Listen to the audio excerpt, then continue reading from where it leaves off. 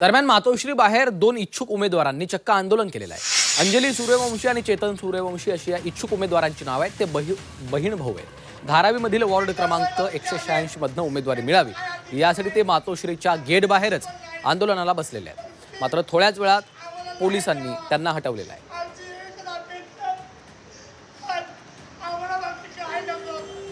आणि थेट जाऊयात आमचे प्रतिनिधी कृष्णात पाटील सध्या आपल्यासोबत जोडले गेलेले आहेत। कृष्णात, आपण पाहतोय शिवसेना ठाकरे पक्षानं 90 उमेदवारांची यादी जाहीर केल्यानंतर त्यांना एबी फॉर्मचं वाटप केल्यानंतर आता अनेक इच्छुकांनी मातोश्री बाहेर गर्दी केलेली आहे।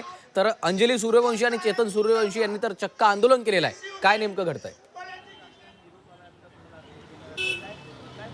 नक्कीच काही ठिकाणी अर्ज वाटप झाल्यानंतर जे नाराज झालेले आहेत ते मातोश्री धाव घेत आहेत। मातोश्री बाहेरचं हे चिन्ह आपल्याला दिसतंय की परिसरात मध्ये पूर्ण गर्दी झालेली पाहायला मिळते। आणि एक इच्छुक आहेत त्याचबरोबर काही जण एबी फॉर्म घेण्यासाठी येत आहेत।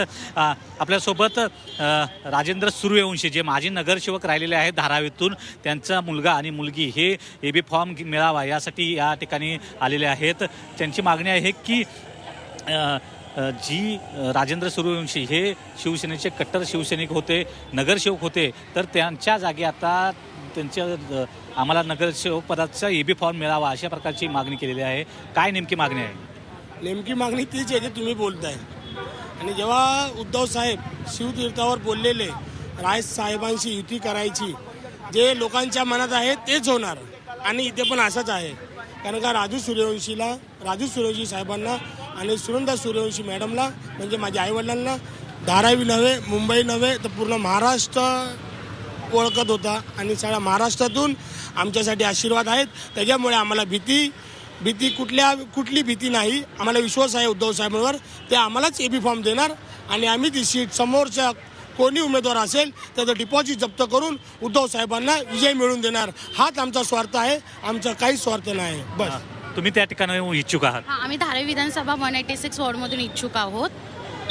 आणि माझे पप्पा दोन टर्म होते, 2007ला 2012ला। मम्मी 2007ला होती, 2012ला वडील होते।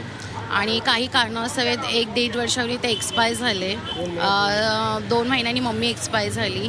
तर त्याच्यानंतर आता महापालिकेचं इलेक्शन आल्यामुळे आम्ही याच्यामध्ये उडी मारलेली आहे। तर आम्हाला आश्वासन आहे की आम्ही इच्छुक उमेदवार आहे तर आमचे ते हे दखल घेतील की ते आम्हाला देतील एबी फॉर्म। विश्वास तर या दोघांना विश्वास आहे आणि त्यासाठी आई वडिलांचे फोटो घेऊन ते दाखल झालेले आहेत। आणि मातोश्रीवर एकंदरीत असे चित्र पाहायला मिळते, कारण जे इच्छुक आहेत ते देखील आलेले आहेत, त्याचबरोबर नाराज आहेत ते देखील आलेले आहेत।